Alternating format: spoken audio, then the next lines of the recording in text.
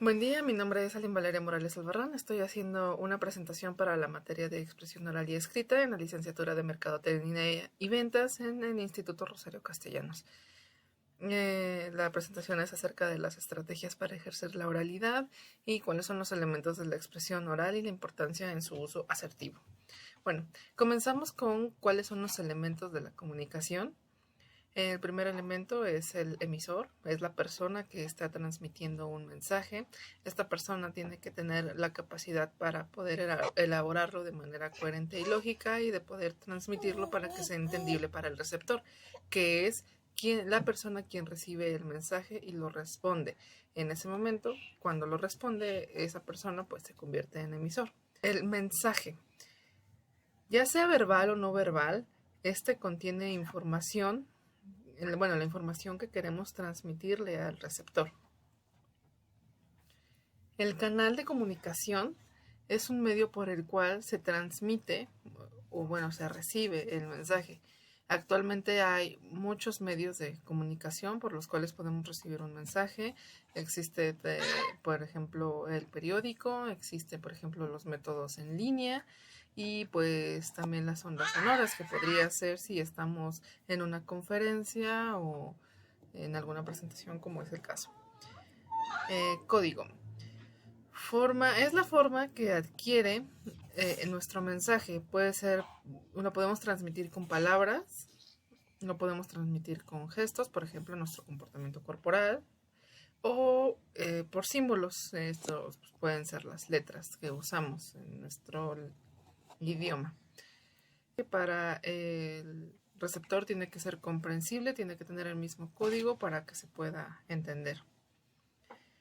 La situación o contexto. Esto se refiere al entorno extralingüístico en el que se está desarrollando el mensaje. Por ejemplo, podría ser un entorno laboral en el que tenemos que hablar de manera seria, adecuada y respetuosa para con nuestros jefes o quizás compañeros de trabajo. Estrategias para mejorar la oralidad. Bueno, primero que nada tenemos que hacer uso de la memoria. Esta es muy importante para poder retomar las ideas y tener un hilo coherente de lo que estamos hablando, porque no podemos empezar hablando de un tema y terminando la conversación con otro tema. Tenemos que ser coherentes con lo que estamos diciendo. Bueno, el uso y la modulación de la voz. Esto se basa en que las cosas que decimos tienen que tener una modulación adecuada para que podamos transmitir el mensaje de manera en la que se entienda y el receptor no malentienda por nuestro tono de voz. Es decir, que no podemos hablar de manera muy seria con un niño de 5 años y no podemos hablar de manera muy dulce con nuestro jefe en el trabajo. Esta diferencia de modulación de voz pues nos permite transmitir emociones y conectar con lo que estamos diciendo y en la situación o en el contexto en el que estamos. La improvisación. Cuando hacemos una presentación o una exposición o algo, cuenta generalmente con una estructura previa. Cuando nuestra presentación carece de esta estructura, es necesario contar con esta herramienta, ya que nos permite conducir el discurso de forma adecuada y de forma coherente para que el receptor lo entienda. Esto se puede dar, por ejemplo, cuando el uso de la memoria no es muy adecuada y podemos hacer una improvisación para terminar una presentación. Las barreras de la comunicación y su efecto en la cotidianidad. Bueno, primero que nada tenemos el no escuchar y esto es la primera barrera porque puede que sea la más importante. El escuchar es una habilidad que nos permite poder establecer una conversación de manera respetuosa. Escuchar ayuda a comprender lo que el interlocutor desea o necesita. En sí, lo que pasa aquí es que cuando el interlocutor vemos que estamos prestando atención a información que está transmitiendo, él pues se siente respetado y le da ánimos de seguir en la conversación. De lo contrario, cuando nos cerramos y ponemos una barrera por cualquier motivo, pues se siente poco valorado y prefiere ya no continuar la conversación. El poder, la ideología, el estatus. A veces se suele menospreciar al interlocutor. Bueno, a veces nos sentimos superiores por alguna razón, porque creemos que tenemos más poder que la otra persona, o que nuestra ideología es cierta y la de la otra persona no, o que nuestro estatus por ser mayor pues nos permite sentirnos superiores, lo cual pues hace que menospreciemos la conversación que estamos teniendo con el interlocutor y pues él se sienta poco valorado y decida no proseguir con esta. Parte de esto es ser tolerantes con lo que la persona nos está hablando, aunque no tenga un rango tan elevado. O a veces nos sentimos poco escuchados o poco tomados en cuenta, tal vez porque la persona que estamos hablando pues tiene más edad que nosotros, o tiene un rango más alto de trabajo, o una ideología distinta, y pues eso hace que perdamos los ánimos para comunicar nuestras ideas. El prejuzgar, adivinar o suponer. Cuando estamos conversando con alguien, empezamos a hablar con alguien y hacemos un juicio antes de escuchar lo que la otra persona tiene que decir, nos estamos adelantando a los hechos. Nos estamos adelantando a una realidad que quizá ni siquiera exista. A lo mejor lo que estamos creándonos en nuestra mente pues es algo equivocado a lo que está pasando realmente. Y pues nos creamos conceptos erróneos, nos cerramos a un diálogo que podría ser una solución para algún conflicto. Las actitudes negativas o la subjetividad. A veces cuando tenemos una actitud negativa con la persona que estamos hablando, pues se cierra el canal de comunicación y eso hace que nos pongamos de alguna manera a la defensiva.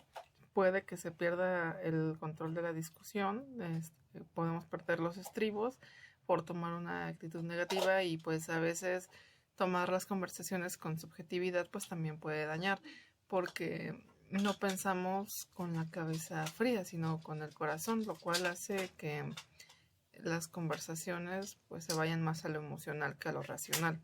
La superficialidad. Esta se da cuando se redunda en cosas superfluas. En sí tenemos que buscar introducirnos un poco más a la conversación para que no se dé de manera frívola y poco útil la información que estamos dando o que nos están dando, ya que se pierde la oportunidad de tener una conversación fructífera. Y esto se da porque en ocasiones estamos ocupados haciendo otras cosas en lugar de ponerle atención a lo que estamos hablando. La rutina de vivir. Esto es algo que se da comúnmente en la mayoría de las personas, porque pues toda su vida suele ser un círculo. Hace cuenta que nos dormimos, nos levantamos, desayunamos, vamos al trabajo, regresamos, dormimos y al día siguiente lo mismo, y así sucesivamente. Entonces esto puede hacer las conversaciones pues tediosas, y puede hacerlas apáticas, e inclusive se puede dar la superficialidad. Por eso es que es muy importante reinventarse y poder vivir los pequeños detalles como si fueran algo extraordinario, porque hay veces en las que pasamos por alto muchas cosas que podrían ser buenas para nosotros y no nos damos cuenta de eso. El engaño, la mentira. Bueno, esto es algo que en una relación daña la confianza, porque pues cuando una persona se da cuenta de una mentira, pues se siente traicionada y puede que la lastime, por haber confiado en la otra persona se siente mal y crea conflicto. Entonces es importante que cuando se tiene una relación en donde hay confianza se cuide para que no se desmorone, porque una vez que se pierde la confianza es muy difícil recuperarla. Ahora, el miedo. El miedo es una emoción muy importante para los seres humanos porque nos ayuda a cuidarnos, pero también es una emoción limitante. Lo que quiere decir que pues a veces puede crear en nosotros inseguridad a la hora de comunicarnos y esto hace que no podamos expresarnos de manera adecuada. Esto se da por muchos factores y pues necesitamos poder entender y trabajar esos factores para poder comunicarnos de manera correcta, en especial cuando se trabaja en un lugar en donde se necesitan hacer presentaciones y hablar en público.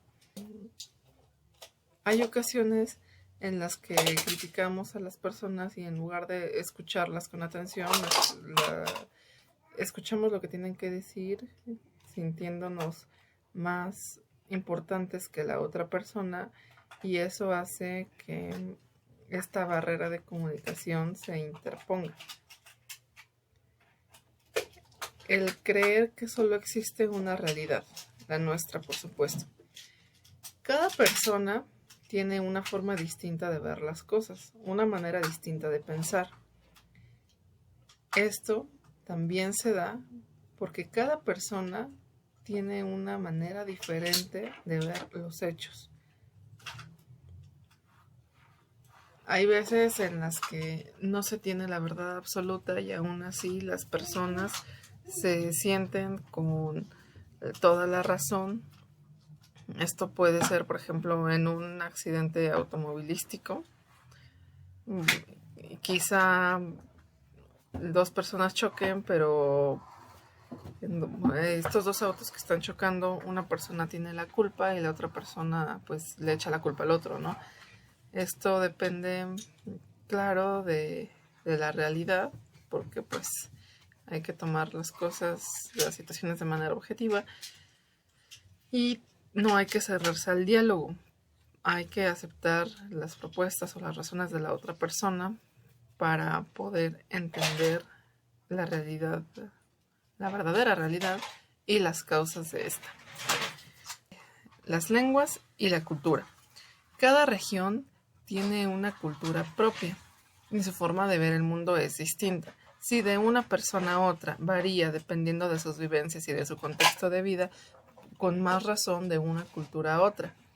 Es, por ejemplo, en México le llamamos cajeta a un dulce de leche muy rico que ocupamos para ponerle, por ejemplo, a los plátanos, al pan, inclusive ya un pan envuelto con cajeta para nosotros es delicioso. Pero si vamos, por ejemplo, a Argentina y decimos allá la palabra cajeta, pues es una palabra ofensiva y es una grosería allá en su cultura. Por eso es que hay que tener paciencia para poder comunicarnos con otras personas que no tienen nuestra misma manera de ver el mundo. Aquí engloba pues, también el otro punto, que es la prisa y la impaciencia. A veces el no darnos el tiempo para comunicarnos con otras personas puede perjudicar las relaciones humanas, porque si no nos damos el tiempo y no nos detenemos un poco a conversar con una persona que quizá queremos mucho, o con nuestros mismos jefes, o con nuestros trabajadores, o con compañeros de trabajo, por la falta de comunicaciones que se dan los problemas. Entonces, el andar corriendo para todas partes siempre con mucha prisa, pues impide que nos comuniquemos de forma certera. Puede que a veces el mensaje que demos sea erróneo, de manera equivocada, o inclusive que se dé el caso de que se haga como un teléfono descompuesto, haciendo que el mensaje llegue mal con una finalidad equivocada.